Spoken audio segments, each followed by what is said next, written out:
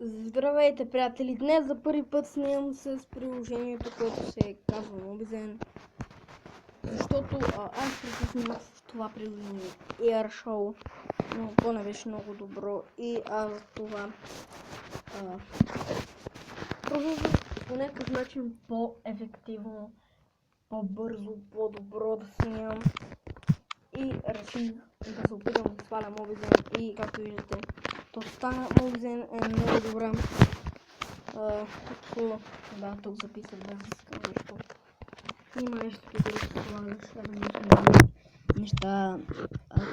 Така, на мен нещо не работи. Да, има много различни неща, които Mobizen да ви предлагат. Тук има няколко секунди преди да запишете си такова. Има най-различни неща. Тук това не знам какво е. Ето. Ами да, за първи път снимам сега с Mobizen, защото имам нов клан в Clash Royale, май не ви показах. Всъщност клана не е мой.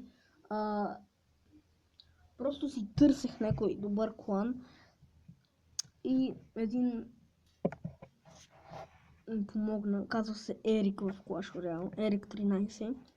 Клана се казва Just for Fun, благодаря ти им, човек, че ми намери клан.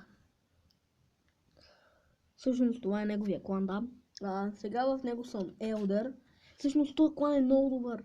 Сега сме 9 от 10 клан чест. Много е добър този клан. Сега тук да разгледаме какво става. Ето виждате 9 от 10. Да, съм приятел с Dark Master 66, Dark Clasher, който беше в The Clasher, се махна. Така, играх на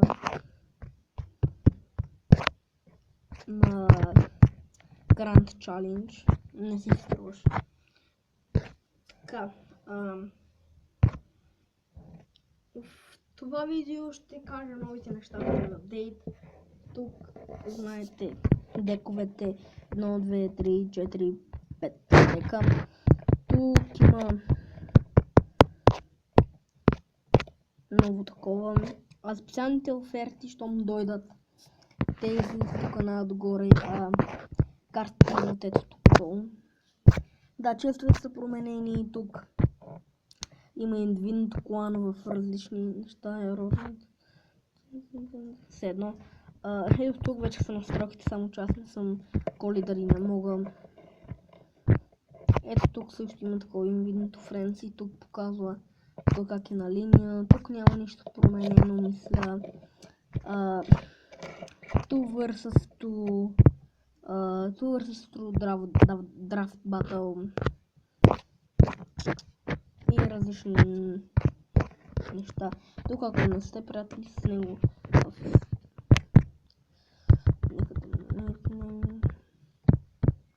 ще има тук, така ще излиза.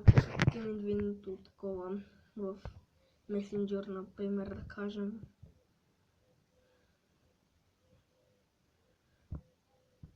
И така може да се индивидва на всички от Messenger, които имат тук, имат Facebook, така че не мисля, че ще има много такова. Ами, да, това беше за днес.